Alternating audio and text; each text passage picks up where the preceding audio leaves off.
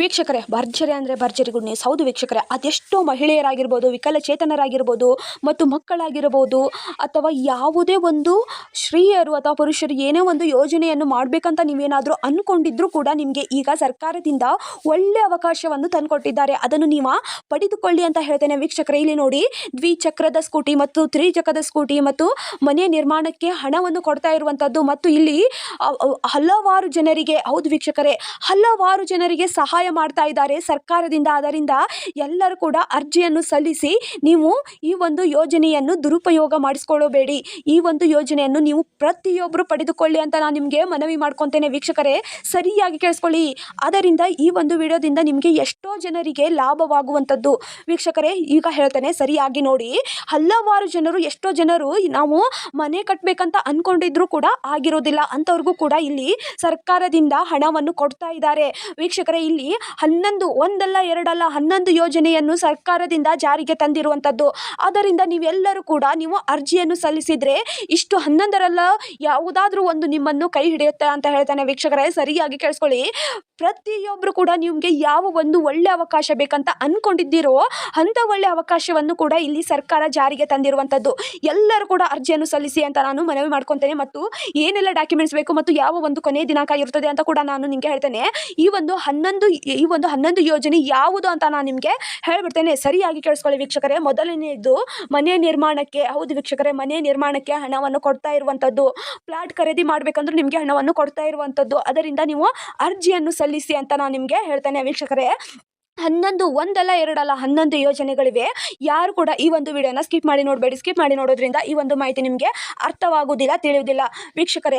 ಇಲ್ಲಿ ಎರಡನೆಯದು ನಾನು ನಿಮಗೆ ಬಿಡ್ತೇನೆ, ಹೊಲಿಗೆ ಯಂತ್ರ. ಹೌದು ವೀಕ್ಷಕರೇ, ಹೊಲಿಗೆ ತರಬೇತಿಯನ್ನು ಪಡೆದ ಮಹಿಳೆಯರಿಗೆ ಉಚಿತವಾಗಿ ಹೊಲಿಗೆ ಯಂತ್ರವನ್ನು ಕೊಡ್ತಾ ಇರುವಂಥದ್ದು. ಎಲ್ಲರೂ ಕೂಡ ಅರ್ಜಿಯನ್ನು ಸಲ್ಲಿಸಿ ನೀವು ಪಡೆದುಕೊಳ್ಳಿ ಅಂತ ನಾನು ನಿಮಗೆ ಮನವಿ ಮಾಡ್ಕೊತೇನೆ. ಮತ್ತು ಪೌರ ಕಾರ್ಮಿಕರು ಹಾಗೂ ಉದ್ಯೋಗಸ್ಥ ಮಹಿಳೆಯರಿಗೆ ಎಲೆಕ್ಟ್ರಾನಿಕ್ ದ್ವಿಚಕ್ರದ ವಾಹನವನ್ನು ಕೊಡ್ತಾ ಇರುವಂಥದ್ದು ವೀಕ್ಷಕರೇ. ಇಲ್ಲಿ ನೋಡಿ, ಹಲವಾರು ಮಹಿಳೆಯರು ನಾವು ಕೆಲಸ ಮಾಡಬೇಕಂತ ಅಂದ್ಕೊಂಡಿರ್ತಾರೆ, ಆದರೆ ಅವರು ದಿನ ಒಂದು ಕೆಲಸಕ್ಕೆ ಬೇರೆ ಊರಿಗೆ ಹೋಗಬೇಕಾಗಿರ್ತದೆ. ಅದರಿಂದ ಹಲವಾರು ತೊಂದರೆಗಳು ಆಗಿರ್ತವೆ. ಅದಕ್ಕೋಸ್ಕರ ಇಲ್ಲಿ ಮಹಿಳೆಯರಿಗಂತ ಹೇಳಿ ಇಲ್ಲಿ ದ್ವಿಚಕ್ರದ ಸ್ಕೂಟರನ್ನು ಕೊಡ್ತಾ ಇದ್ದಾರೆ ವೀಕ್ಷಕರೇ. ಈ ಒಂದು ವಿಡಿಯೋನ ಮುಂದುವರಿಸುವ ಮೊದಲು ನೀವೇನಾದರೂ ಮೊದಲನೇ ಬಾರಿಗೆ ನಮ್ಮ ಚಾನಲ್ಗೆ ಭೇಟಿ ನೀಡಿದರೆ ಹಾಗೂ ಯಾರು ಕೂಡ ಇನ್ನೂ ಸಬ್ಸ್ಕ್ರೈಬ್ ಆಗದಿದ್ದರೆ ಈ ಕೆಳಗಡೆ ಕಾಣುವ ಸಬ್ಸ್ಕ್ರೈಬ್ ಬಟನ್ ಮೇಲೆ ಕ್ಲಿಕ್ ಮಾಡಿಬಿಟ್ಟು ಪ್ರತಿಯೊಬ್ಬರು ಕೂಡ ಸಬ್ಸ್ಕ್ರೈಬ್ ಆಗಿ, ಹಾಗೆ ಯಾರೆಲ್ಲ ಈ ಒಂದು ವಿಡಿಯೋನ ನೋಡ್ತಾ ಇದ್ದೀರಾ ಒಂದೇ ಒಂದು ಲೈಕನ್ನು ಕೊಡಿ ಮತ್ತು ನಿಮ್ಮ ಫ್ರೆಂಡ್ಸ್ಗೂ ಈ ಒಂದು ವಿಡಿಯೋನ ಶೇರ್ ಮಾಡಿ. ಅವ್ರಿಗೂ ಕೂಡ ಈ ಒಂದು ವಿಡಿಯೋದಿಂದ ಲಾಭವಾಗುವಂಥದ್ದು ವೀಕ್ಷಕರೇ. ಇಲ್ಲಿ ಸರಿಯಾಗಿ ಕೇಳಿಸ್ಕೊಳ್ಳಿ. ಈ ಒಂದಿಷ್ಟು ಯೋಜನೆಯನ್ನು ಸರ್ಕಾರವೇ ತಂದಿರುವಂಥದ್ದು. ಅದರಿಂದ ನಾನು ನಿಮಗೆ ಈ ಒಂದು ಯೋಜನೆಯ ಮಾಹಿತಿಯನ್ನು ತಿಳಿಸ್ತಾ ಇದ್ದೇನೆ. ನೋಡಿ ವೀಕ್ಷಕರೇ, ಸರಿಯಾಗಿ ಕೇಳಿಸ್ಕೊಳ್ಳಿ. ಎಲ್ಲರೂ ಕೂಡ ಉಪಯೋಗ ಮಾಡಿಕೊಳ್ಳಿ ಅಂತ ನಾನು ಮನವಿ ಮಾಡ್ಕೊತೇನೆ ವೀಕ್ಷಕರೇ. ನೋಡಿ, ವಿಶೇಷ, ಹೌದು ವೀಕ್ಷಕರೇ, ಎಷ್ಟೋ 11 ಯೋಜನೆಗಳು ಇದಾವೆ. ನಾವು ಇವಾಗ 3 ಅಂತೂ ಹೇಳಿದ್ದೇವೆ. ಇನ್ನು ಇದು ನಾಲ್ಕನೇದು ನಾನು ನಿಮಗೆ ಹೇಳ್ತೇನೆ ವೀಕ್ಷಕರೇ. ವಿಶೇಷ ಚೇತನರಿಗೆ ಹೆಚ್ಚುವರಿ ಚಕ್ರ ಅಳವಡಿಸಿದ ಎಲೆಕ್ಟ್ರಾನಿಕ್. ಹೌದು ವೀಕ್ಷಕರೇ, ವಿಶೇಷ ಚೇತನರಿಗೆ ಎಲ್ಲಾದರೂ ಹೋಗ್ಬೇಕಂತ ಅಂದ್ಕೊಂಡಿರ್ತಾರೆ, ಅವ್ರಿಗೂ ಕೂಡ ಇಲ್ಲಿ ತ್ರಿಚಕ್ರ, ಹೌದು ವೀಕ್ಷಕರೇ, ತ್ರಿಚಕ್ರದ ವಾಹನವನ್ನು ಕೊಡ್ತಾ ಇದ್ದಾರೆ. ಅವರು ಅವರಿಗೆ ಕೈ ಇರೋದಿಲ್ಲ ಅಥವಾ ಕಾಲಿರೋದಿಲ್ಲ, ಅವರು ಯಾವುದೇ ಒಂದು ಊರಿಗೆ ಹೋಗ್ಬೇಕಂತ ಅಂದ್ಕೊಂಡ್ರೂ ಕೂಡ ಇಲ್ಲಿ ಹೋಗೋಕ್ಕೆ ಆಗೋದಿಲ್ಲ, ಯಾರು ಕೂಡ ಅವರಿಗೆ ಸಹಾಯ ಮಾಡೋದಿಲ್ಲ. ಆದರೆ ಇಲ್ಲಿ ತ್ರಿಚಕ್ರದ ಸ್ಕೂಟರನ್ನು ಏನಾದರೂ ಒಂದು ಕೊಟ್ಬಿಟ್ರೆ ಅವ್ರಿಗೂ ಎಷ್ಟು ಸಹಾಯವಾಗುವಂಥದ್ದು. ಅವರು ಯಾರ ಒಂದು ಸಹಾಯವಿಲ್ಲದೆ ಅವರೇ ಹೋಗಬಹುದು ಅಂತ ಕೂಡ ಇಲ್ಲಿ ಸರ್ಕಾರ ನಿರ್ಧರಿಸಿ ಅವ್ರಿಗೂ ಕೂಡ ಇದನ್ನು ಕೊಡ್ತಾ ಇರುವಂಥದ್ದು. ಅದಕ್ಕೋಸ್ಕರ ಅರ್ಜಿಯನ್ನು ಸಲ್ಲಿಸಿ ನೀವು ಪಡೆದುಕೊಳ್ಳಿ ಅಂತ ನಾನು ಮನವಿ ಮಾಡ್ತೇನೆ ವೀಕ್ಷಕರೇ. 4 ಅಂತೂ ಹೇಳಿದೆ, ಇವಾಗ 5ನೇದು. ಹೌದು ವೀಕ್ಷಕರೇ, ಗರ್ಭಿಣಿಯರಿಗೆ ಆಸ್ಪತ್ರೆಗೆ ಹೋಗಬೇಕಂದ್ರೆ ಸಹಾಯ ಮಾಡ್ತಾರೆ. ಹೌದು ವೀಕ್ಷಕರೇ, ಹಣದ ಸಹಾಯವನ್ನು ಕೂಡ ಇಲ್ಲಿ ಸರ್ಕಾರದಿಂದ ಸಿಗುವಂಥದ್ದು. ಗರ್ಭಿಣಿಯರಿಗೆ ಇಲ್ಲಿ ಹಣದ ಸಹಾಯ ಕೂಡ ಇಲ್ಲಿ ಕೊಡ್ತಾ ಇರುವಂಥದ್ದು. ಮತ್ತು ಹಿರಿಯ ನಾಗರಿಕರಿಗೆ, ಹೌದು ವೀಕ್ಷಕರೇ, ಹಿರಿಯ ನಾಗರಿಕರು ಕೂಡ ಆರೋಗ್ಯ ತಪಾಸಣೆ ಮತ್ತು ಲಿಂಗ ವೈಫಲ್ಯ ಶಸ್ತ್ರಚಿಕಿತ್ಸೆ ಕೂಡ ಇಲ್ಲಿ ಮಾಡ್ತಾ ಇದ್ದಾರೆ. ಹೌದು ವೀಕ್ಷಕರೇ, ನೀವೇನಾದರೂ ಆರೋಗ್ಯದಿಂದ ಬಳಲುತ್ತಿದ್ದರೆ ಅದಕ್ಕೋಸ್ಕರ ನಿಮಗೆ ಹಿರಿಯ ನಾಗರಿಕರಿಗೆ ಇಲ್ಲಿ ಒಳ್ಳೆ ಅವಕಾಶವನ್ನು ತಂದುಕೊಟ್ಟಿದ್ದಾರೆ ವೀಕ್ಷಕರೇ. ನೀವು ಕೂಡ ಈ ಒಂದು ಸಹಾಯವನ್ನು ಪಡೆದುಕೊಳ್ಳಿ. ಹಣದ ಸಹಾಯ ಮಾಡ್ತಾರೆ ಇಲ್ಲಿ ಸರ್ಕಾರದಿಂದ. ಅದಕ್ಕೋಸ್ಕರ ಎಲ್ಲರೂ ಕೂಡ ಅರ್ಜಿಯನ್ನು ಸಲ್ಲಿಸಿ ನೀವು ಕೂಡ ಈ ಒಂದು ಯೋಜನೆಯನ್ನು ನೀವು ಬಳಸಿಕೊಳ್ಳಿ ಅಂತ ನಾನು ನಿಮಗೆ ಹೇಳ್ತೇನೆ ವೀಕ್ಷಕರೇ.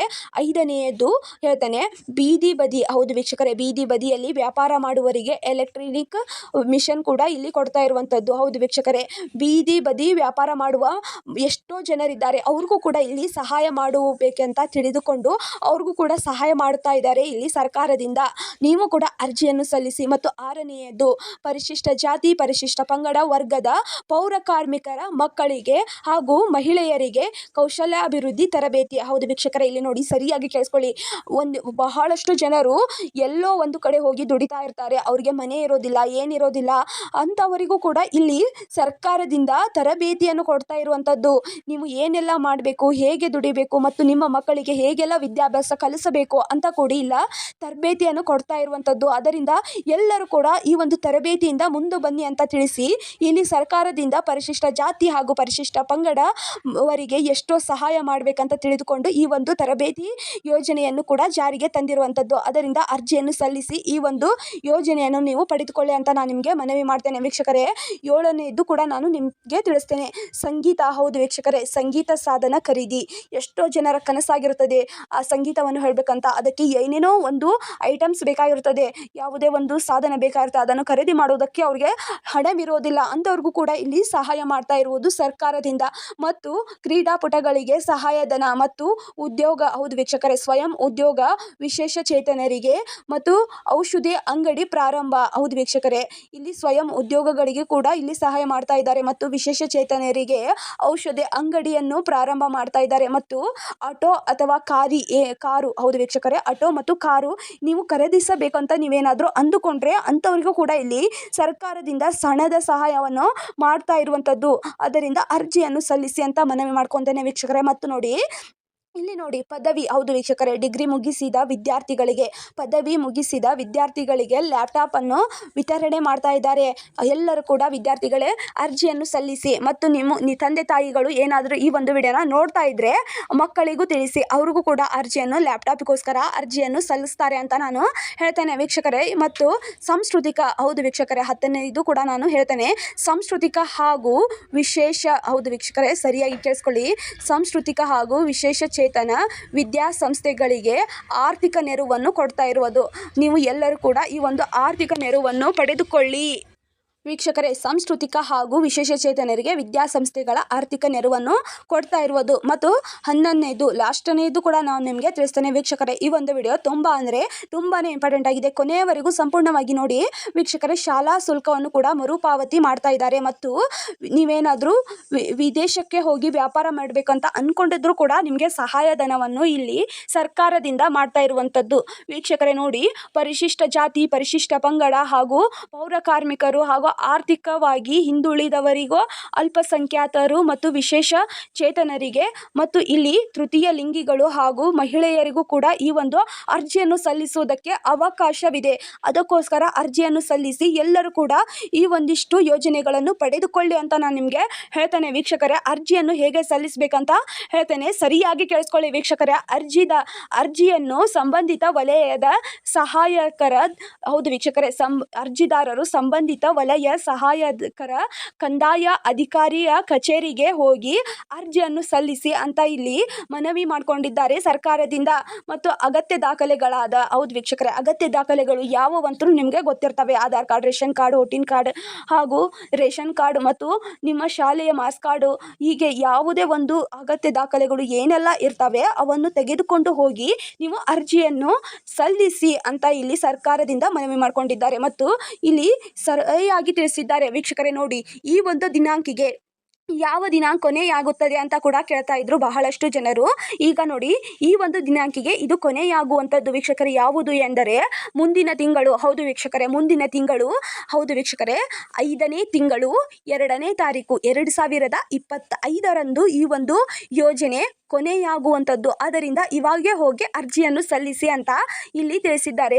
ಎಲ್ಲರೂ ಕೂಡ ಈ ಒಂದು ಅರ್ಜಿಯನ್ನು ಸಲ್ಲಿಸಿ ನೀವು ಈ ಒಂದು ಯೋಜನೆಯ ಫಲವನ್ನು ಪಡೆದುಕೊಳ್ಳಿ ಅಂತ ಇಲ್ಲಿ ಸರ್ಕಾರದಿಂದ ತಿಳಿಸಿದ್ದಾರೆ. ಸಿಎಂ ಸಿದ್ದರಾಮಯ್ಯ ಅವರು, DKಶಿ ಅವರು ಕೂಡ ಇಲ್ಲಿ ಮನವಿಯನ್ನು ಮಾಡಿಕೊಂಡಿದ್ದಾರೆ. ಸರ್ಕಾರವೇ ನಿಮಗಾಗಿ ತಂದಿರುವಂತಹ ಈ 11 ಯೋಜನೆಯನ್ನು ನೀವು ಪಡೆದುಕೊಳ್ಳಿ ಅಂತ ಇಲ್ಲಿ ತಿಳಿಸಿದ್ದಾರೆ. ಅದರಿಂದ ಎಲ್ಲರೂ ಕೂಡ ಈ ಒಂದು ಯೋಜನೆಗೆ ಅರ್ಜಿಯನ್ನು ಸಲ್ಲಿಸಿ ಎಲ್ಲರೂ ಕೂಡ ಈ ಒಂದು ಯೋಜನೆಯನ್ನು ಪಡೆದುಕೊಳ್ಳಿ ಪಡೆದುಕೊಳ್ಳಿ. ಮತ್ತು ಇನ್ನೂ ಒಂದು ಸರಿ ಹೇಳ್ತಾನೆ, ಮುಂದಿನ ತಿಂಗಳು 5ನೇ ತಿಂಗಳರಂದು, ಹೌದು ವೀಕ್ಷಕರೇ, 5ನೇ ತಿಂಗಳು 2ನೇ ತಾರೀಕಿನಂದು ಈ ಒಂದು ಯೋಜನೆ ಮುಕ್ತಾಯವಾಗಿರುವಂಥದ್ದು. ಅದರಿಂದ ಎಲ್ಲರೂ ಹೋಗಿ ಇವಾಗಲೇ ಅರ್ಜಿಯನ್ನು ಸಲ್ಲಿಸೋದಕ್ಕೆ ಪ್ರಾರಂಭ ಮಾಡಿ ಅಂತ ನಾನು ಹೇಳ್ತೇನೆ ವೀಕ್ಷಕರೇ.